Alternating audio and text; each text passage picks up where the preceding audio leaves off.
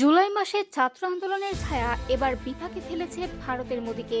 ভারতের রাজধানী দিল্লিতে এমন এক নাটকীয় পরিস্থিতির সৃষ্টি হয়েছে যা ঘিরে শুরু হয়েছে তুমুল আলোচনা। সংসদের চলমান বর্ষাকালীন অধিবেশনের মাঝে হাজারো বিক্ষোভকারী ঢলে উত্তপ্ত হয়ে ওঠে পুরো সংসদ এলাকা। পরিস্থিতি এতটাই নিয়ন্ত্রণের বাইরে চলে যায় যে কড়া নিরাপত্তার মধ্যেই প্রধানমন্ত্রী নরেন্দ্র মোদীর কনভয়কে দ্রুত সংসদ ভবন ত্যাগ করতে দেখা যায়। ভারতীয় সংবাদ মাধ্যমের তথ্য অনুযায়ী মেডিকেল ভর্তি পরীক্ষা নিয়ে ব্যাপক অনিয়মের অভিযোগ এবং শিক্ষামন্ত্রীর পদত্যাগের দাবিতে ককরোচ জনতা পার্টি বা সিজেপি সংসদ অভিযান কর্মসূচির ডাক দেয়। রোববার সকাল থেকে দিল্লির সংসদ চত্বর ঘিরে কঠোর নিরাপত্তা ব্যবস্থা নেয় পুলিশ। তবে সেই ব্যারিকেড ভেঙেই সংসদের দিকে অগ্রসর হওয়ার চেষ্টা করেন হাজারো বিক্ষোভকারী। এই সময় পুলিশ ও আন্দোলনকারীদের মধ্যে শুরু হয় ধস্তাধস্তি। কয়েকজন আহত হওয়ার পর পরিস্থিতি আরো উত্তপ্ত হয়ে ওঠে। আন্দোলনের আগুন দ্রুত ছড়িয়ে পড়ে কনট প্লেস, রেল ভবন, শাস্ত্রীয় ভবন, কনস্টিটিউশন ক্লাব এবং রিজার্ভ ব্যাংক অব ইন্ডিয়ার সামনে গুরুত্বপূর্ণ এলাকাগুলোতে।